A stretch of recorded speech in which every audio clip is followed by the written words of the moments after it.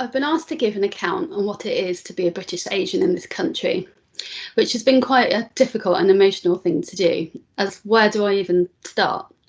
So much of my experience has been buried and ignored, and even when I start digging, it will only scratch the surface. What I have learnt in these past few weeks is although some things overlap, different shades of brown experience different types of prejudice.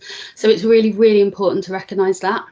It's why the Black Lives Matter movement is so crucial and why I've been a bit reticent to put my story down, as I don't want anything to detract from that. It's important in its own right. As we're holding a diversity event, I've been asked to put my 2 pence worth in, so here goes. Let's start with my name. What's your name? Leslie. Is that your real name? Did you change it to fit in? Quite a pertinent question, as employers did change the names of people if they couldn't pronounce them in the 70s and 80s. Where are you from? London. No, where are you from? And then I explain my family are Anglo-Indian, trying not to give them a lecture on colonialism. They get the short version with a sentence about the British in India. Confused faces, conversation closed. But if they probed further, then I tell them that we don't really belong anywhere. In the 18th century, British men in India were permitted to marry or have relationships with Indian women, but the women were never recorded.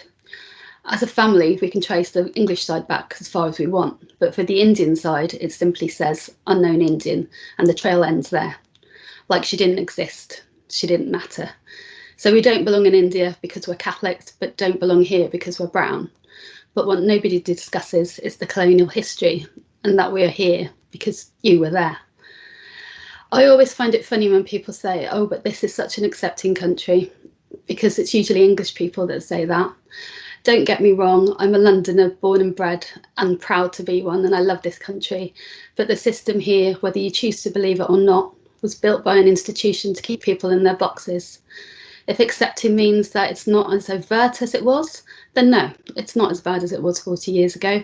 It's definitely much better now than it was for my parents in the 70s, when Dad was told that his team refused to work with the WOG, or when they threw rocks at Mum when she was pregnant with the twins. And for me in the 80s, with the constant barrage of racism in my primary school, that was so bad that I tried to scrub the brown from my skin until it bled. No, it's not as bad as then, but there is still a problem that needs to be addressed. Friends will say, but I've never noticed anything. But why would you if it doesn't affect you? It's not your fault you were born white, and not ours that we were born brown. But everyone needs to notice, otherwise we're never going to move forward. I know a lot of people of colour will relate to this, but when you're in a new place or sense any kind of danger, you just have a feeling in the pit of your stomach. It's a weird radar that you don't want access to, but has probably saved your life on more than one occasion. I can speak to a person and automatically get a sense that I'm not accepted, either by their tone or sometimes with just a glance. Or I get off a train and it's almost like the temperature drops and I know I need to be careful. In fact, it happened at a work Christmas party outside London a year or so ago. Within the first hour, I'd been stared at like a zoo animal, a regular occurrence, called names and told to go back to where I came from.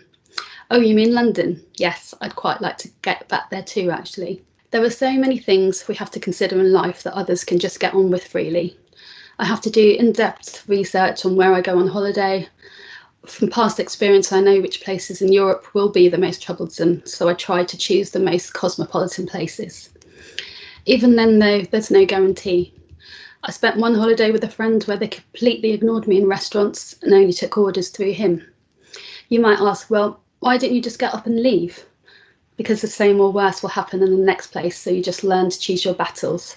And well, because it's quite simply exhausting. If we had a fight with everyone, then there'd be nothing left of us. When moving houses, you have to research the areas in great detail to see if it's going to be safe for you as a person of colour. I'm constantly stopped and inappropriately searched in front of everyone at airports, having luggage emptied onto the floor and then told to move on when it took you an hour to pack that case in the first place. Having a bad accident, arriving at A&E, being in and out of consciousness, only to have a man bleed on me with his sore finger shouting, you better not see that packy before me. Working in a supermarket when doing your A-levels and not having the money handed to me, instead it's thrown or put on the conveyor belt so they don't have to come into contact with you.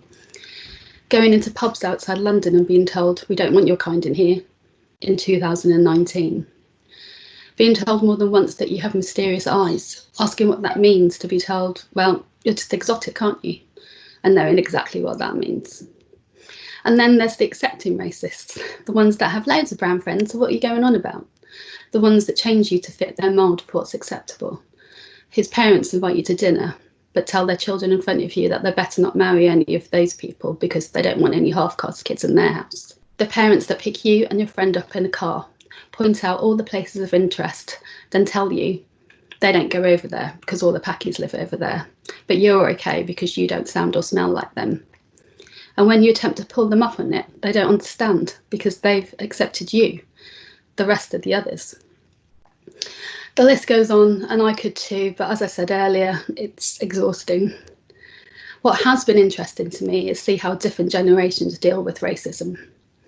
My parents were taught to just ignore it, don't give them the satisfaction as that will fuel them, which was in turn passed down to me. It's got me through life up until now, but why should it? Why should we be quiet? You can only patch up a tyre so many times after a puncture before it eventually bursts, and I think that's what we are seeing played out before us now. Enough is enough.